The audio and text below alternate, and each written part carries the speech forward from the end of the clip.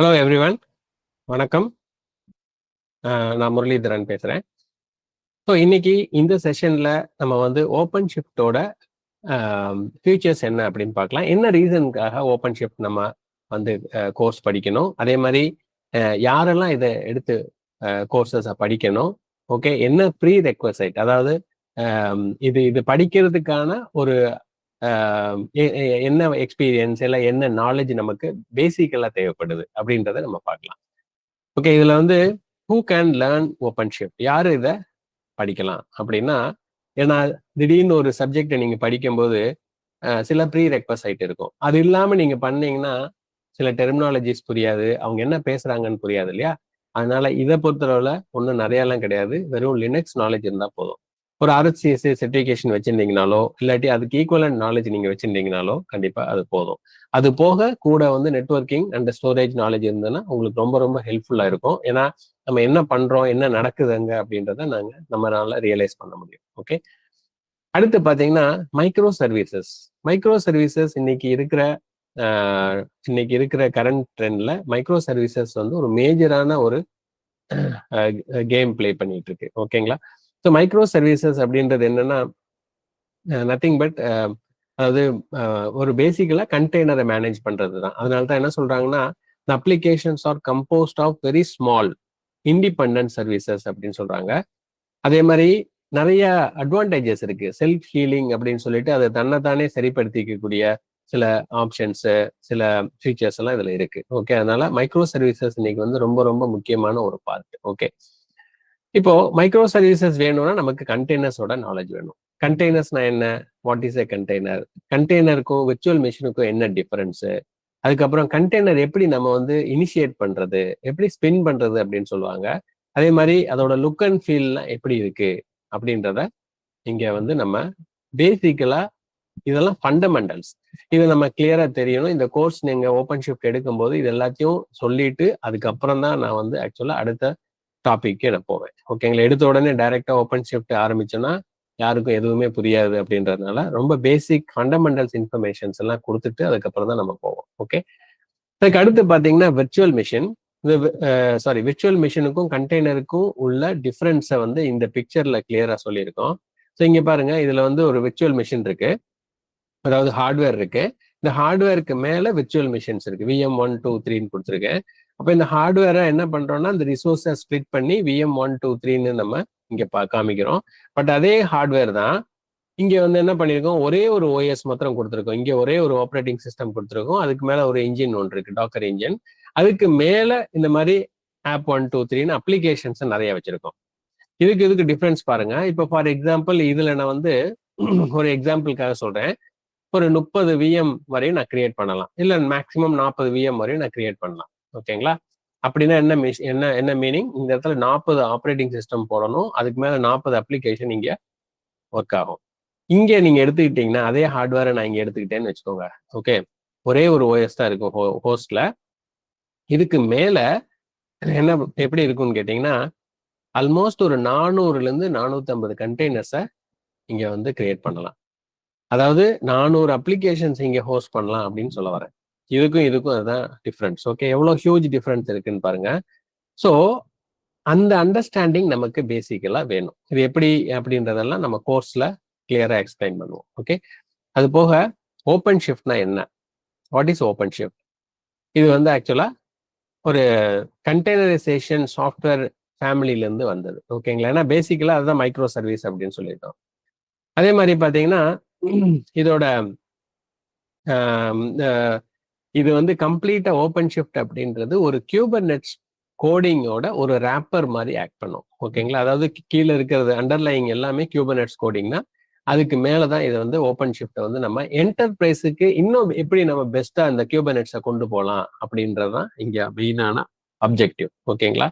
So அதனாலதான் ஒவ்வொரு open shift வெர்ஷன்லையும் அவங்க அதுல மென்ஷன் பண்ணியிருப்பாங்க, இந்த கியூபர்நெட்ஸ்ல எந்த வெர்ஷனை இது வந்து டினோட் பண்ணுது அப்படின்றத, எந்த வெர்ஷன் நம்ம யூஸ் பண்றோன்றதையும் அங்க மென்ஷன் பண்ணியிருப்பாங்க.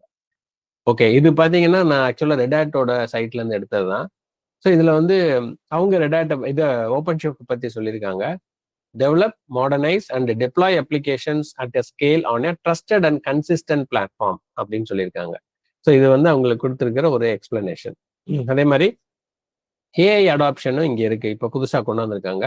அதனால அதுவும் ஒரு முக்கியமான ஒரு பார்ட்.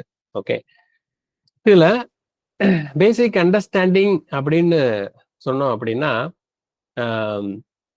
அதாவது it's role in simplifying the deployment and management of containerised application. அதாவது எவ்வளோ சிம்பிளிஃபை பண்ணி ஒரு டெப்ளாய்மெண்ட், ஒரு அப்ளிகேஷன் டெப்ளாய்மெண்ட்டை வந்து நம்ம கண்டக்ட் பண்ண முடியும், அதை வந்து மேனேஜ் பண்ண முடியும் அப்படின்றது தான் ஓப்பன் ஷிஃப்டோட அல்டிமேட் எய்ம்.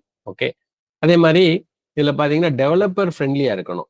ஓகேங்களா, ரொம்ப காம்ப்ளிகேட்டடாகவும் இருக்கக்கூடாது, டெவலப்பர் ஃப்ரெண்ட்லியாக இருக்கணும், செக்யூரிட்டி மெஷர்ஸ் ரொம்ப இருக்கணும், முக்கியமான பார்ட்டு.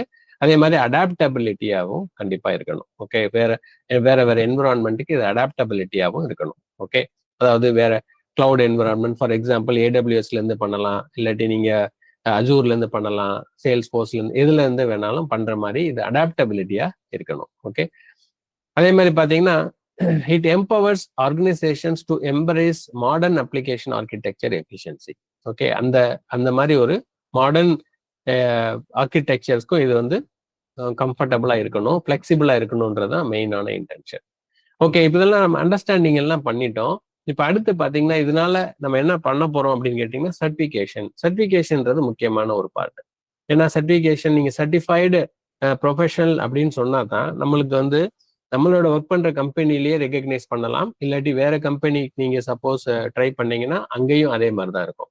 ஏன்னா இப்போ நீங்க if in you are actually certification நீங்க பண்ணீங்கன்னா அந்த சர்டிஃபிகேஷன் பண்றதுனால பெனிஃபிட் என்னன்னா, அதாவது வெண்டர் எப்படி அண்டர்ஸ்டாண்ட் பண்ணுவாங்கன்னா, உங்களுக்கு எல்லா சாப்டரும் இந்த சிலபஸ்ல இருக்க எல்லாமே உங்களுக்கு தெரிஞ்சிருக்கும் அப்படின்றதான் அவங்களோட அண்டர்ஸ்டாண்டிங். ஓகேங்களா, அதே மாதிரி ரெடாட் எக்ஸாம் அந்த மாதிரி தான். நீங்க வந்து ஒரு எக்ஸாம் ஒரு கொஸ்டின் கூட ஸ்கிப் பண்ணவே முடியாது. ஓகே, அந்த அளவுக்கு ரொம்ப பவர்ஃபுல்லா வச்சுக்கிறதுனால தான் இப்போ வரையும் அதுக்கு ஒரு தனி மார்க்கெட் இருக்கு.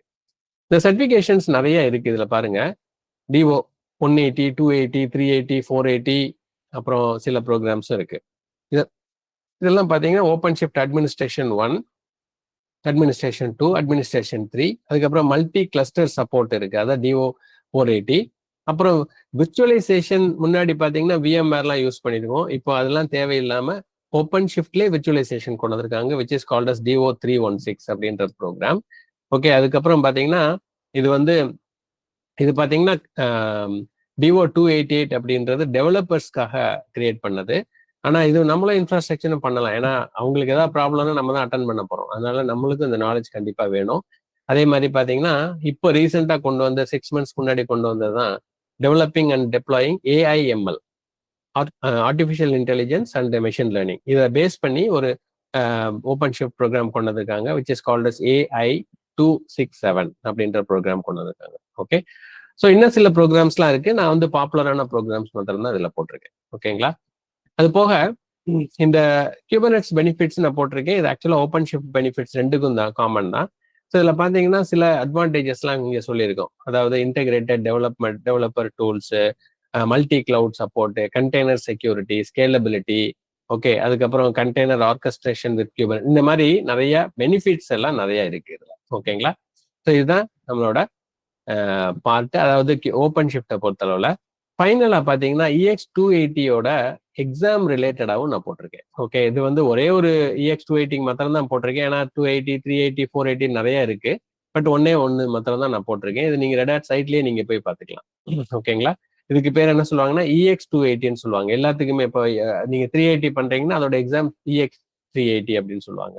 ஸோ அந்த மாதிரி இது வந்து ஆக்சுவலா இதுக்குன்னு ஒரு வேல்யூ இருக்கு, இது ஒரு 3 hours எக்ஸாம், அந்த மாதிரி சில விஷயங்கள்லாம் இருக்கு. ஓகே, ரைட், அவ்வளோதான். நான் ஆக்சுவலாக இதுதான் சொல்லணும்னு நினைச்சேன். உங்களுக்கு வேற ஏதாவது கிளாரிஃபிகேஷன்ஸ், டவுட்ஸ் இருந்தது அப்படின்னா உங்களுக்கு எனக்கு இதில் கமெண்ட் பண்ணுங்க, இல்லாட்டி இன்ஃபார்ம் பண்ணுங்க, ஸோ தட் நான் நெக்ஸ்ட் வீடியோவில் அதை நான் ஆட் பண்ணிக்கிறேன். Okay, thanks guys, will catch up later.